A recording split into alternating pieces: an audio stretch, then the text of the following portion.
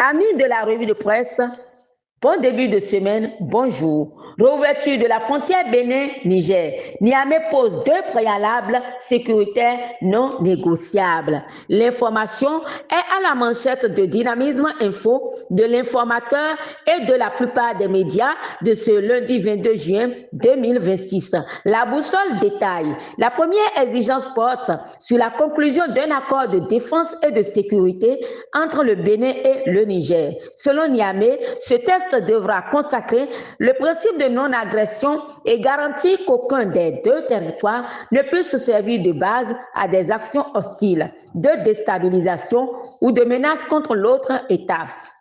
La seconde exigence concerne la transparence sur les dispositifs militaires étrangers présents à proximité des frontières nigériennes.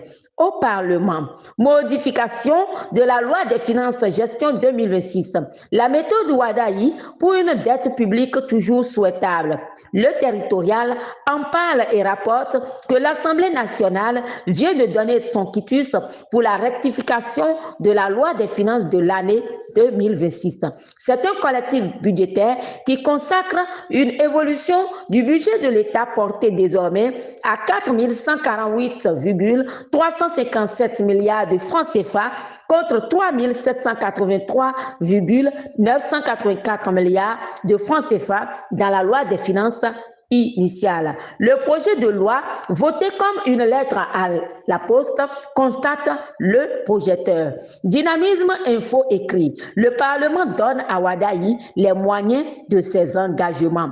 Les députés donnent feu vert au gouvernement, pensant les quatre vérités. Le matin recueille les impressions de quelques députés et conclut que le gouvernement obtient l'onction du Parlement pour son collectif budgétaire. Amis de la plume et du papier, touché par les marques d'affection reçues lors de son anniversaire, Romuald Wadaï réaffirme son engagement au service de la nation. C'est Impact Afrique qui a suivi cet anniversaire. Gouvernance et inclusion sociale, Wadaï, le président qui n'oublie personne, opine la boussole. Chers amis du bout des ondes, un constat. Présence policière à l'entrée du domicile de l'ancien président Boni Yahi. Simple dispositif de sécurité ou mesure de surveillance, s'interroge Nassiara. Au nord Bénin, un projet de 585 millions de francs CFA pour durcir la riposte contre les engins explosifs.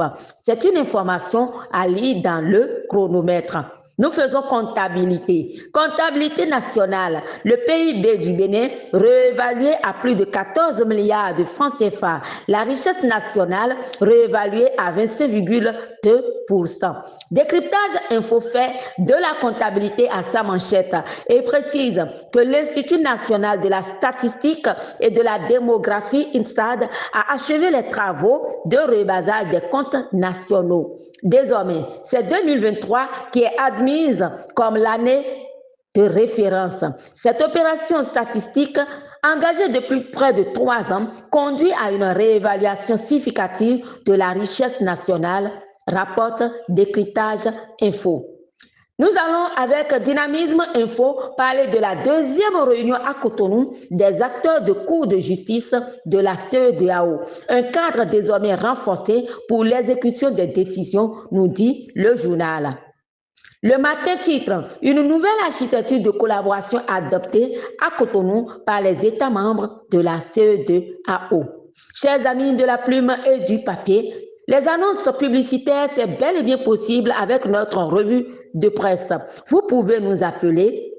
Nous sommes présents sur Facebook, sur TikTok, sur YouTube. Tournez dans les communes de Zou. Abomey expose ses priorités de développement au préfet Zomagne. C'est le territorial qui l'a suivi. Et puis au nord, 11 jours après cette prouesse de 304,7 kg de psychotropes et 625 cartouches à Andali, la douane béninoise intercepte 3000 cartouches à Bétérou. Le grand jury a l'information. Contre les trafics illicites, en 2 semaines, c'est déjà 2 prises. Et les 4 vérités pensent que c'est une prise spectaculaire. Amis de la plume et du papier, nous restons à la douane. Le colonel Raoufou Malé Fossou pour une synergie entre la plateforme portuaire et l'administration douanière, informe le grand jury. Tentative de fraude déjouée à l'examen du permis de conduire à Kandi. L'Agence nationale des transports terrestres démontre l'efficacité de tout le dispositif mis en place, salue le potentiel. La France, ce sera avec le Télégramme que nous allons en France. Le journal se penche sur pourquoi les Français boudent l'étranger cet été. Chers amis du bout des ondes, France 24 nous parle plutôt de l'Afrique. L'Afrique peut-elle devenir un leader mondial de la technologie? En tout cas, France 24 rencontre Raymond Mendy, directeur exécutif de l'Africa Mobile, une entreprise sénégalaise qui accompagne la transformation numérique dans plusieurs pays du continent africain. C'est la fête de la musique hier. Le Parisien fait un flash.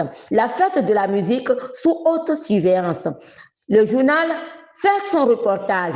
Alors qu'il faisait 30 degrés hier dimanche, des centaines de milliers de personnes étaient sorties pour l'incontournable rendez-vous qui célèbre l'été. Il s'agit bel et bien de la fête de la musique. Écho de la Coupe du Monde, l'Allemagne valide son billet, l'escale cale encore avant les affiches du lundi, rapporte la boussole. TV5 Monde fait un reportage sur la déception des Ivoiriens face à l'Allemagne après une défaite de 2-1. TV5 informe aussi que la Tunisie est éliminée. Amis du bout des ondes, je le disais au milieu de la revue, désormais, faites vos annonces publicitaires avec nous. Nous sommes suivis au Bénin, nous sommes suivis dans la sous-région et à l'international sur Facebook, YouTube et TikTok sur Tadagbe Info. Appréciez-vous cette initiative, votre soutien de quelque nature, gestes financiers, matériels et même des conseils, tout sera apprécié. Contactez-nous sur les numéros qui s'affichent. Dès la fidèle Tamandao Agossa, je suis l'œil féminin des médias pour vous. À demain.